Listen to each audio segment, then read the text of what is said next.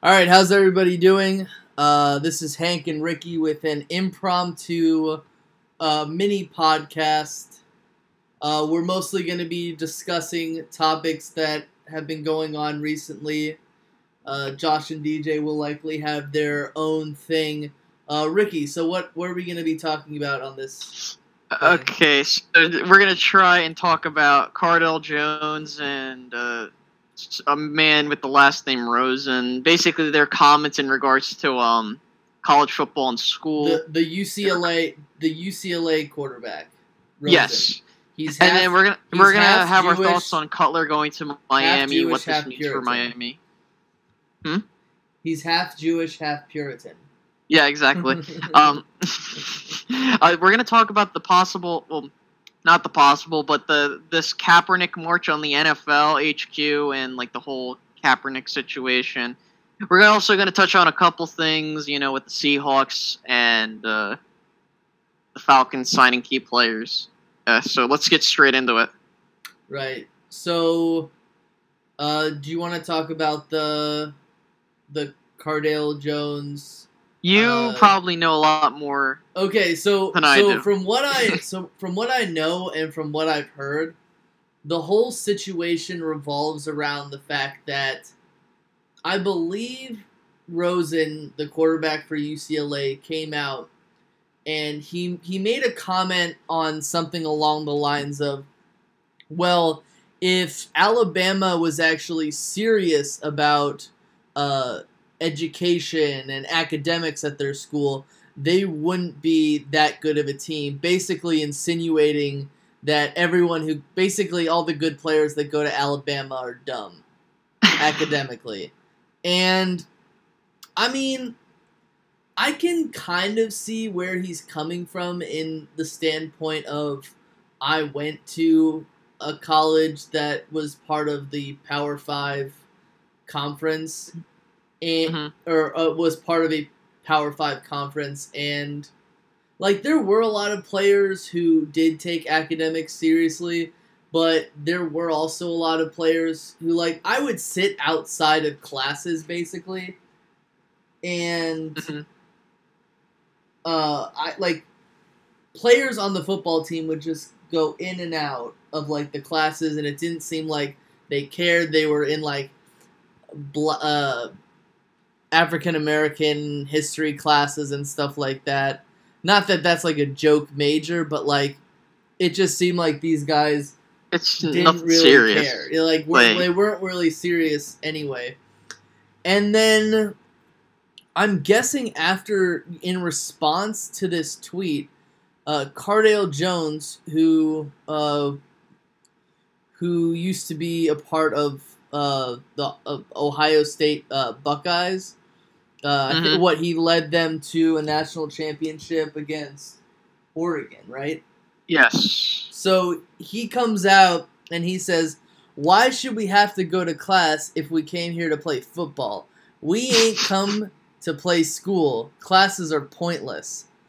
And as an educator, like, I understand that Twitter is one of those things that, you need a certain amount of characters in order to, like, you have 140 characters. You can't really sometimes make a point with 140 characters. But he just comes out there with ain'ts and we ain't come to play school. Cringe con. So it's just like, oh, okay. Like, okay. Yeah, like as a current college student going into my second year at Rowan University, shameless plug. But I'll be honest. Listen, like I understand that there are people that really don't want to go. Like there are people that don't want to go to college because they want to focus on sports. And I mean, if you're looking at football, I'll be honest. And people want to be like, well, these players should be getting paid by the NCAA. It's not like they get a free ride to top-notch schools that provide extremely magnificent education facilities. Well, my personal opinion is I think that if they have a certain grade point average, then I think that I mean, I know that that'll open up a whole nother can of worms of like, oh, are they cheating, or are professors giving them better treatment? But I think that that's like a step in the right direction, you know? Oh yeah, I completely agree with you. I just feel like the issue I have is that if you give if you pay these players money, and I'm not saying they don't deserve it, I'm just saying like I feel as if a full ride to a college like Penn State, like a Clemson or UCLA, a full ride. Keep in mind. Mm-hmm. A luxury to people like you and me that are just normal everyday people. Yeah. I mean, yeah. And when you think about it, it's like, okay, yeah, you didn't go. Okay, we'll say you didn't go to college to play school. I mean, one freak injury, and you'll wish you had gone to college to play school. Yeah, I mean, look at I'll use an example. Dak Prescott. The guy has a master's in workforce leadership. Exactly. And he's looking to get his doctorate. That is something, like a player, like as someone, as Dak Prescott being a player of a extremely incredible organization and how it's glorified. That's what I should have worded, whatever. Basically, him wanting to go for higher education should be the norm. For like for example, Larry Fitzgerald, I don't think he finished college, but then he went back and got his degree.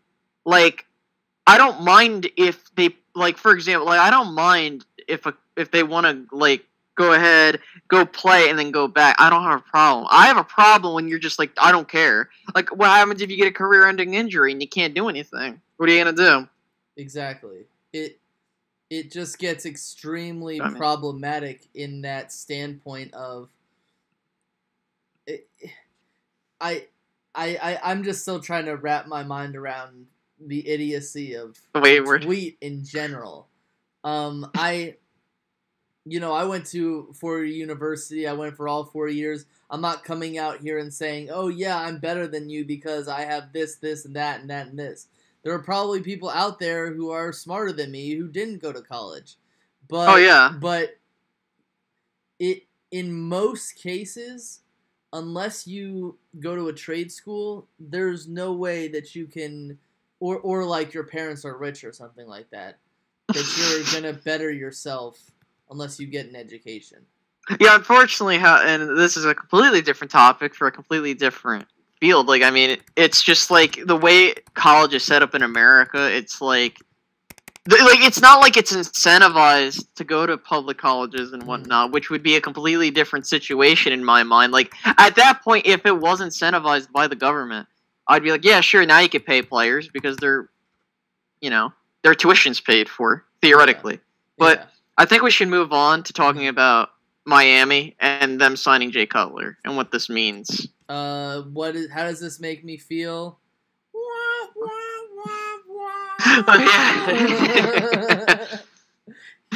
He just looks so bored at that press conference. Like, no, I actually know why he has to be like that because since he has a certain type of diabetes, he can't get too excited. Oh, I thought it was because it's because he was sedated.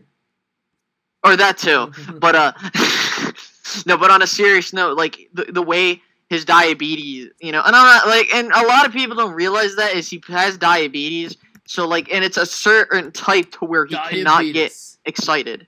Diabetes.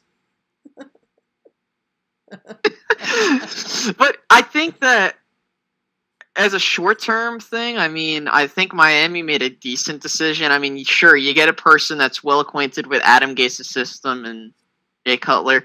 I'm not saying Jay Cutler is a world-beater quarterback by any means of the imagination. However, I definitely think that this kind of quote-unquote saves their season, even though I don't think they were going to make the playoffs to begin with.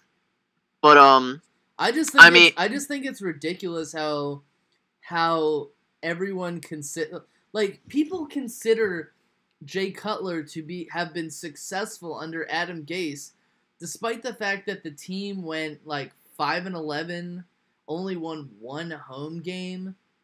Yeah, I'm not saying that Adam Gase isn't a miracle working coach. I mean, he turned Miami into a playoff team, so I mean that's miracle working as it is. I mean, Miami has only been to the playoffs twice over the last 17 years. So to me, that's kind of miracle working. But it's like, does he really think that he's going to turn Jay Cutler into a 9+ winning quarterback this year? Also, like, and many people be like, well, you know, and they bring up, well, Adam Gase. Yeah, and it is true. Cutler had his best season under Adam Gase. He threw like 21 touchdowns, like 15 interceptions. I mean, that is not a good ratio by any stretch of the imagination. But I mean, theoretically, if Cutler can produce, I wouldn't see, like a much better situation than he was in 21 Chicago, because Miami has talent all over the team. It's just a matter of how it comes together. 21 touchdowns, 11 interceptions. Okay, yeah, so not same as thing. Bad as what you said, but still pretty bad. Apparently, it was his wife that wanted him to take like $10 million to play for Miami. I don't know. I mean, like, and then people are gonna money. Maybe it's just she felt like, you know, I don't think you're gonna look good on TV. You know, I really think you should just play another year. But I'll be honest, even if he retired or not, I still honestly think Chicago was gonna release him, and they did. I mean, like, regardless of if he said I am going to be playing for the next year or two, I still think he was gonna come back. I still think he would have probably been playing or whatever. But I think we should move on to probably I think this is going to take a couple, like maybe 10 minutes to discuss the whole Colin Kaepernick situation.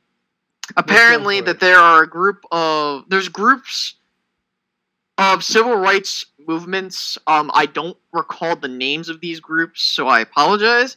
But anywho, apparently they're planning a march or protest in front of the NFL's HQ in New York City. You mean? I think the group is called the People for the Employment of Colin Kaepernick. Yeah, I guess. No, but I'll be honest. Okay. Okay. The problem that I have with this is the fact that these people have the right to do this. I'm not saying that Colin Kaepernick. Like, many people don't understand that. When it comes to the position, like, I believe anybody is entitled to their opinion. Colin Kaepernick is entitled to he is entitled to kneeling, standing, sitting. He's allowed to do that because he's an American citizen, and it's not like it's against the Constitution or any law that says you have to do that. Stand up, like, it's actually for the Constitution. Yeah, and like, but also people that want to call him out, they have the right to do that too. Yeah. But many people in this day and age are always on the extreme on both sides. Whether he's being blackballed, I can't believe the nerve of these slaveholding owners, or you have the people on the other side being like, oh my lord, this man, he's a communist, fascist, liberal that wants to like shove it in people's faces. Both sides are if you are on not either side of the spectrum per se, but if you're on both extremes, you're both retarded because, you know, you shouldn't have that kind of position. My position is he has the right to do what he wants. He's not employed because the guy is not a capable quarterback. And yes, people could be like, well, he produced pretty well. And, you know, he's gone to the Super Bowl. Yeah, it was gone to a completely different head coach. And not only that, the thing is, Colin Kaepernick is not the quarterback he once was. No, and a lot of people don't understand the reason he's not employed. Yeah, sure, there's a bit of that factor of he might be a distraction, but also his football abilities are not worth the cost. He's definitely not going to be a starter. Yeah, this guy's looking for starter level money and looking to be the starter of some football team. That is why he hasn't been picked up, because he is looking to become the starter of a team. And in this day and age, currently, there's no jobs for employment other than the Jets, which probably aren't going to sign him. The 49ers, they already cut him, so that's enough, and he opted out. The Browns possibly, but the Ravens. At the end, at the end of the day, Colin Kaepernick is allowed to do whatever he wants to, but keep in mind he's not employed because he wants starter level money and to be a starter of a team. Yeah. Not because he's being blackballed. I actually taught a class today about the First Amendment, and I decided to use an article that I found, kind of like a current event about Colin Kaepernick. My belief is this: he's being blackballed. It should be obvious that he's being blackballed because he's better than probably the bottom quarter of quarterbacks that are currently in this league.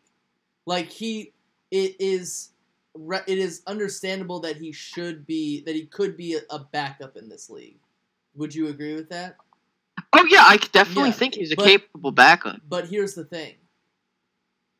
People believe that freedom of speech in this country is about I can say whatever I want with no consequence.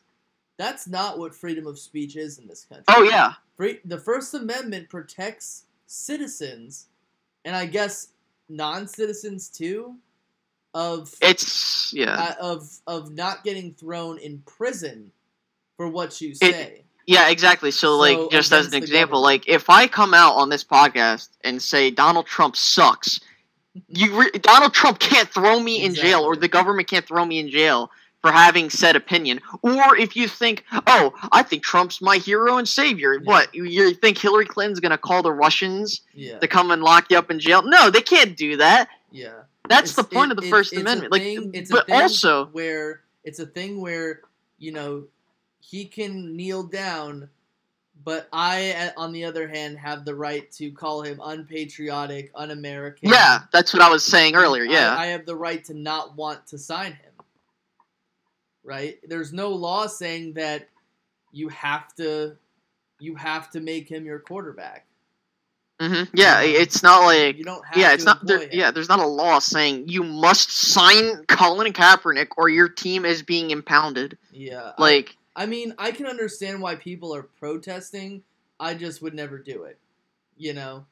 Yeah, me personally, I'm in the situation where it's like, look, as an American citizen, I personally believe that, listen, I am entitled, well, I'm not entitled, but the laws and rights that I have as an American citizen are laid out for me, and I will take full advantage of those rights. I mean, I'm studying political science right now, and I'm completely aware that, anybody on any side of the political spectrum, wherever you may be, has the right to voice their opinion. Yeah. However, do keep in mind that your free speech can be limited depending on the certain situation. Now, I could possibly disagree with the situation. For example, you can't, when we were talking about, I was probably a month ago when EDP got his channel taken down before he started making videos again. Yeah.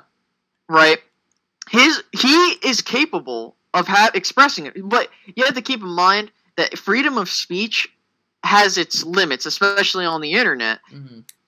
And I know, for example, we right now are expressing our opinions on this website. They're allowing us to do that. Yeah. But we had to adhere to their rules and regulations. Exactly. And it's not like I could be like, well, this is unconstitutional. Well, number one, this is the internet, so there is no law saying that YouTube has to adhere by certain things. Yeah. They're allowed to make whatever rules they want. YouTube can make whatever rules they want, and they can take you down whenever they want. I mean, unless you can find a way that makes it so that you've been falsely taken down. But at that point in time, you're not even dealing with a bureaucracy of people next to telephones. You're dealing with an automated internet service that you're never going to talk to an actual person. Exactly. So there's no point. If you have 40 subscribers and you get taken off of YouTube, well, I mean, if you didn't do anything wrong, then that's bad, but no one's going to do anything about it. No one's really going to care. Yeah, and at the end of the day, look, listen, these people, everyone on this website has the right to express themselves because YouTube provides you that option to express yourself. We have Google Hangout. I know this is relatively new in terms of internet. Anywho, basically, us on a Google Hangout podcast talking right now is YouTube, us having that right to express yourselves on the website, but we exchange that for adhering to certain guidelines, which YouTube is allowed to do. I mean, it's like, but however, if we're talking about the real world, for example, if I was hired at a Rite Aid, or if you were hired at a Rite Aid, for example, or they wouldn't hire you because you're Jewish or you're Christian or Islamic or you're black, white. That, or I know the race part gets a bit, that's a completely different thing. But when it comes to expressing yourself as a human being, that is unconstitutional. Yeah. I just think that even though I don't really care that much about the situation anymore because it's so drawn out, and it's just like and everyone has something to say about it. I do, however, think that this sets a really poor precedent when it comes to, okay, you're allowed to say whatever you want, but you shouldn't because you might be looked down upon. I was actually teaching the class, and at first I was like, why do you think that Colin Kaepernick is not being signed? And this kid in the back was like, because he's garbage. And I was like, well, you can say that. But then another kid said, well, if you don't say what's on your mind, then you're a coward.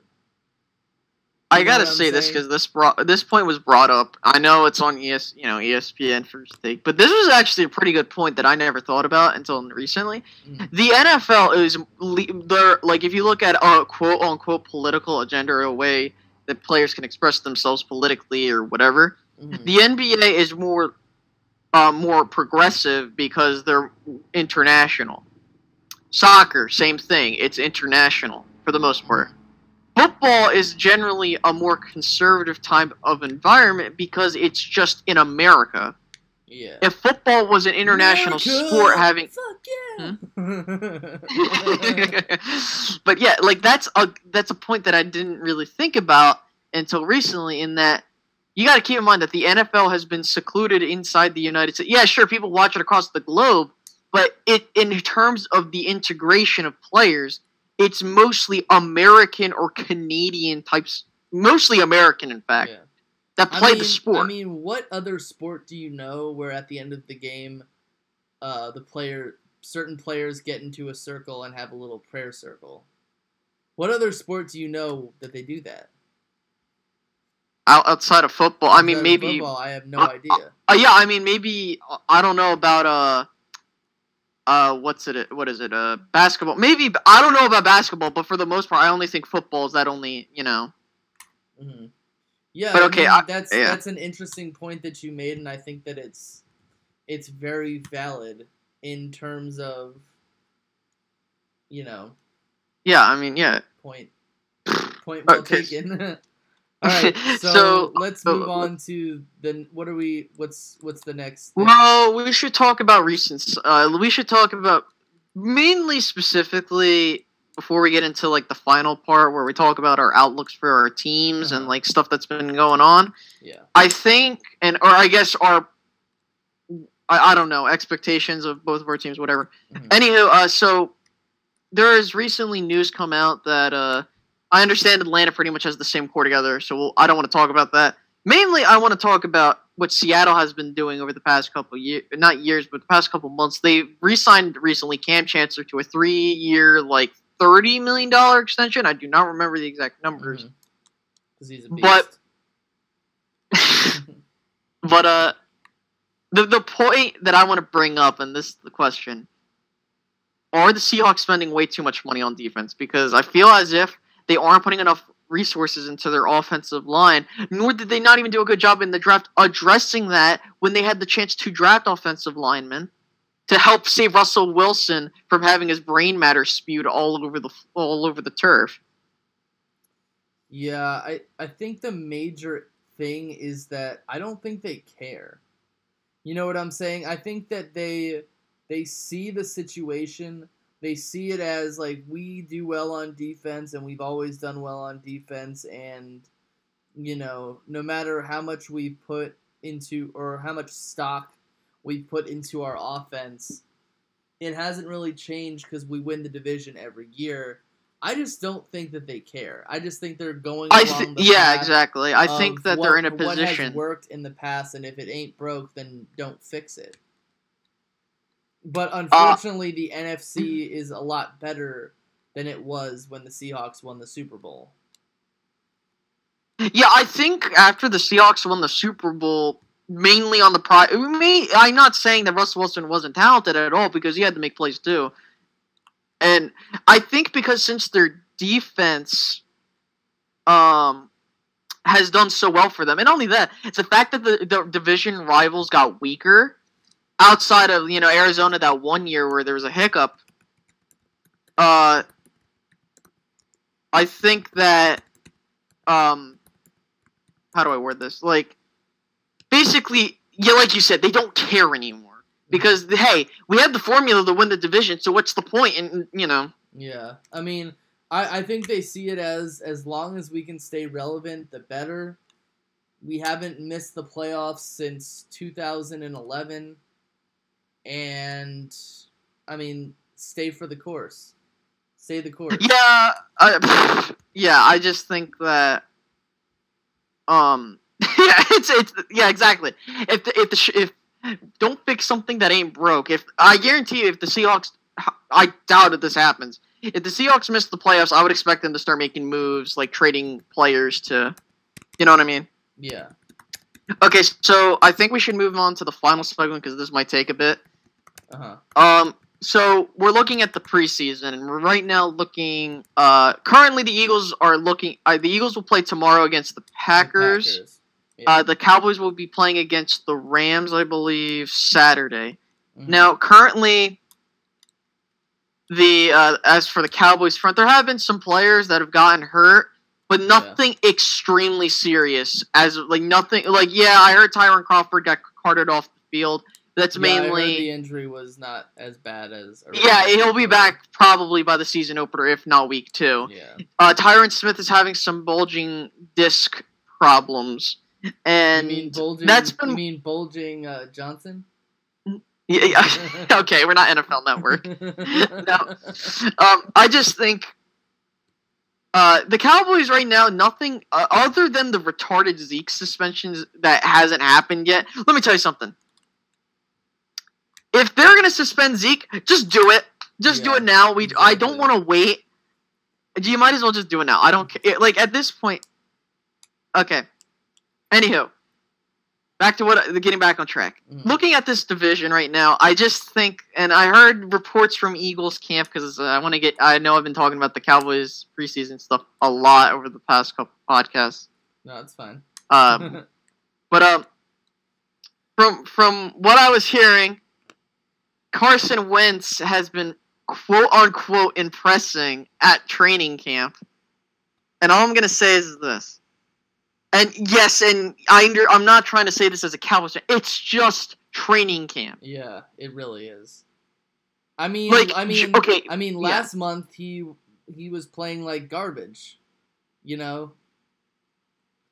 you got to keep in mind that mechanics are more or less a skill that's refined through actual game scenarios, not training camp. Now, listen. I actually see just as many people saying that he's having a bad training camp as I do people saying that he's having a good training camp. So I really don't know. Yeah. Nor do I care about who to believe when it comes to that stuff. I'm not someone, when people are like, oh yeah, he had a great camp, and it's like, a wide receiver that's probably going to make the practice squad. Yeah, many people don't realize that, also, these are people going up against people that probably won't make the roster. So now listen, mechanics are something that you work on over time. Yes, I understand Carson Wentz had horrible mechanics this season. the 2016 season, his rookie season. Mm-hmm. So that is something like when you hear like mechanics, like this is okay. I would start worrying about the mechanics either the third, fourth preseason game or like the week 1 or week 2. If he starts doing the same stuff he did last year, yeah, I would start getting worried. Yeah, because the thing is, I used to view the preseason as okay. If your starters play well in the preseason, then that means you're going to do well during the regular season, because I would see Eagles preseasons where they would consistently turn the ball over all the time, and they would turn the ball over during the regular season. This all stopped after Chimp Kelly cock-teased me during the 2015 preseason, where the Eagles had a really, really, really good preseason.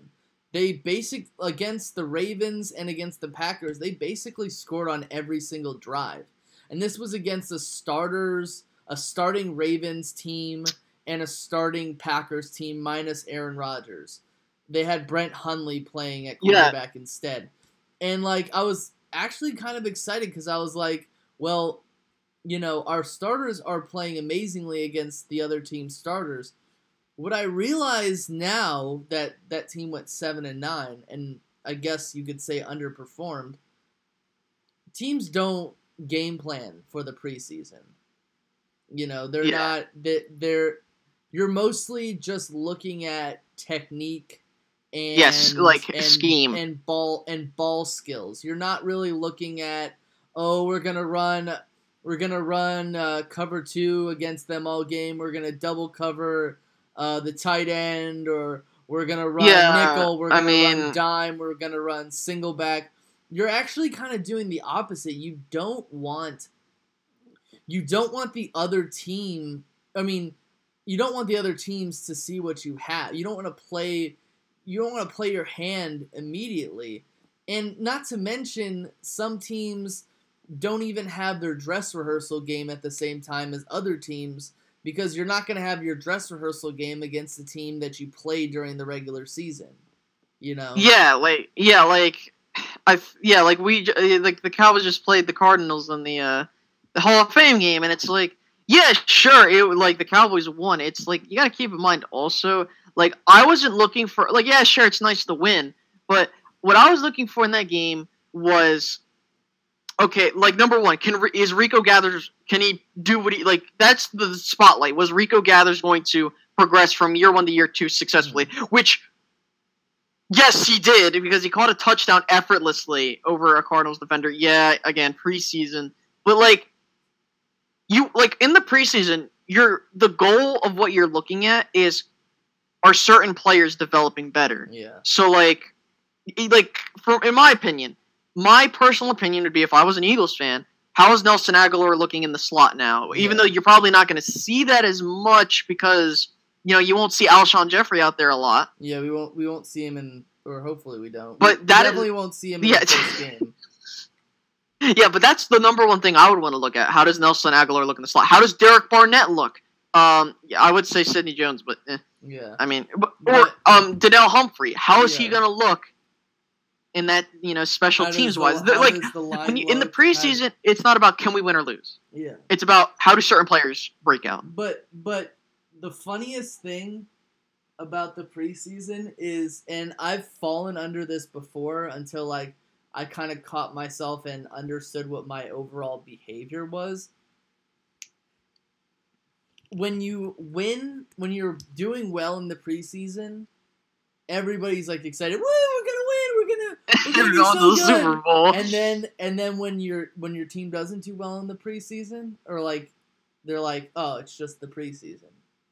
Exactly, I put this little message on Facebook. Yeah. It was like, oh yeah, Cowboys fans after the first preseason game. It was just like them freaking out, like, oh yeah, we're going to the Super Bowl. Like, you got to keep in mind also, like, you at certain parts of a game, you want to see, like, for example, when Deshaun Watson just debuted tonight, I believe you told me he went 5 for 8 for like 80 yards. Now, you got to keep in mind also, like, okay, I think how's he still playing though? Huh? I think he's still playing because he's the backup. Yeah, Tom probably. Savage is But, the like, starter. Anywho, yeah, like, but as like when Dak Prescott debuted during the preseason, yeah, I was excited every single preseason game because I wanted to see him do phenomenally well. Yeah, and he did. And guess what? That translated into the regular season.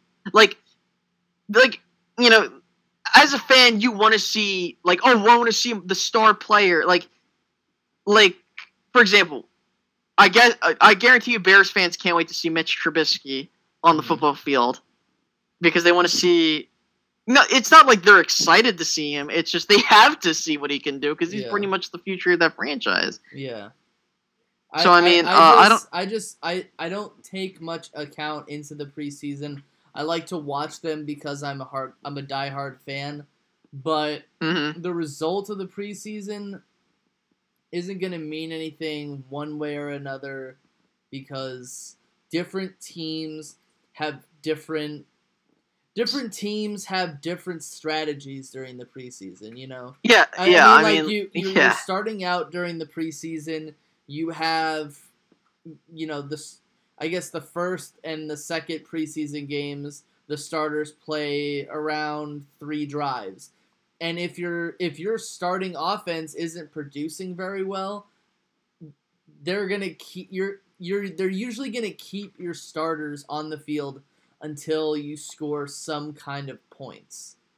Okay. Right? Even if you're going against the backups. You know. Okay, so for the final question before we leave, and this is something that really came to me after looking back at the game against the Packers and the division around with the Cowboys and Packers. My question to you is, okay, let's say hypothetically the Eagles are in a situation. They have nothing to play for in the last 2 weeks or the last week. Would you rest your starters or would you put your foot on the gas? And I'm saying, you got first seed, everything's locked down. It's pretty much a meaningless game. Mm-hmm. So my question is, do you put your foot on the gas and say, screw it, we're playing everybody, no days off, which is my mentality, and that's always been my mentality. Mm-hmm. And I'll explain that why I think that way in a second because of history, So me personally. Go ahead. So me personally, I've seen it succeed both ways, right? In the 2004 NFL season, the Eagles they lost T.O. against the Cowboys on Roy Williams' horse collar tackle, the Roy Williams rule. And their next 2 games against the Rams and the Bengals, they lost. The McNabb only played 1 drive in the Rams game, and they ended up going to the Super Bowl despite sitting their players, right? Mm-hmm. You also see a situation with the New England Patriots back in the 2014 season. The Bills were just slaughtering them. Even with Tom Brady on the field, the Bills were just killing them. And they took him out. They put Garoppolo in, and the Bills won the game. Not because they sat their starters, for other reasons. The Bills were a really good defense that year. I'm not saying, just to be clear, I'm not saying okay, they start I'm saying they start the entire game. Yeah. But I'm saying maybe 4th quarter, 3rd quarter, you take your starters out. For example. So in 2014, the Dallas Cowboys, they had nothing to play for other than the hypothetical possibility they could have gotten a bye week. Mm-hmm. The Cowboys played for 3 or 3.5 quarters. Everybody. Yeah. And they won a playoff game and nearly won 2. Yeah. But that's a completely, did they win? Would they have won? Whatever. But the point is they had momentum and they went into the playoffs with momentum. Mm-hmm. I guess it just depends. On your strategy and what you believe in. Okay. I mean, here's the thing. In that Redskins game against the Cowboys in the 2014 season, if the Redskins were absolutely killing the Cowboys, obviously they would have pulled their guys out early. Oh, yeah, absolutely. Yeah, I agree with that point. And I remember a game between the Eagles and the Cowboys in 2009 where the Eagles were down by I think they lost the game 22-0, and they were down by so many points. And I was saying, I guess in the second quarter, possibly, they were down like 10-0. I was like, just take them out. You know, I mean, sure, the Cowboys ended up beating the Eagles in the next week, and it was really embarrassing. But like, you have nothing to play for at that point in time. You might as well just that is true. Out. Yeah, and on that point with the 2009 season, and I mean, this is like sometimes once in a lifetime that this will happen. Not necessarily, but like a team that plays like it almost happened again, but like two teams that play each other in the last week of the season, then play each other. Played each other in the players. But it was the same setting. It was the same setting. They played in Dallas. They played at Cowboys Stadium, and but this is the thing. The Cowboys won, I believe, 24-0. I think. Oh, I think it was 24-0. I know it was a shutout. No, I think it was. It was 22-0 because there was a safety, I think. Yeah, I don't recall the exact score, but the point was then I don't know, but then the next week, the Eagles got slaughtered by the Cowboys. Granted, that was a close game until the Cowboys broke it open. Yeah, it was like 7-7 at the end of the first quarter or something like that. But the same thing happened that season too. The Bengals sat their starters against the Jets and then lost to them the next week. So there was two rematches in that situation. And it doesn't really happen that much anymore because you play against a division rival at the end of the season. Oh, yeah. So with that being said, I think we covered pretty much everything in this mini podcast, I believe. Yes. So I guess for future forewarning, I think we should just say that, number one, I think podcasts are going to be held on either, Sundays and Wednesdays? I know Wednesday was a for sure day. I don't know how many Sundays we're going to have, but that is true. I don't actually know what I'm going to do. I might do a thing where if I'm in Wi-Fi distance, I might just stream myself watching the game. You know what I'm saying? And I think you should do something like that too. Like I'm gonna be watching the game and I'm going to stream myself on my phone. You know? Yeah, I mean that's true. I'm not saying because the reason maybe not Sundays, but sometime during the weekend we should maybe do podcasts because during the season, of course, Wednesday is going to be the recap, and it's probably going to be after the week's over and before Thursday night game. But the other problem with that is that college football is on Saturdays. Kill me. Yeah. Just murder me. No, but also I got to bring this out. We have one spot left in the Fantasy Football League. However, there is a person we're still waiting on. I'm not sure if he's joining yet, but I have to get in contact with him. I will update that. Did you get a hold of Wes? No, you have to give me his information. Okay. I don't know who this Wes dude is. Okay. I'll do that. Yeah. I'll do that. One spot left. Just go ahead and DM us on Twitter. Hank on Facebook, DM him. DM me on Twitter. DM me on YouTube. Whatever. Just get in contact with us. Don't try to comment. Just give me his email and I'll. Okay. Yeah. So I think and then I believe. DJ and Josh will be doing their own thing on Friday, I believe. I don't know for certain. We'll look out for it, definitely. And then I'll try to upload some of what they say on here. I think they're gonna do. They get a lot of success and they get a lot of traffic on Facebook when it comes to streaming on Facebook. I don't get nearly as much. I don't know. Me neither. I don't know who the hell DJ knows, but he knows somebody, or some people. But the thing is that it's really weird because they get traffic and they get views, but they don't get as many people liking the page. Yeah, I got you. But okay, it's weird like that. I yeah. So, yeah, I hope you guys enjoyed this little mini podcast. I know it's a bit impromptu, but we'll try to get some of the clips out of here. You know, just get you guys posted. Yep.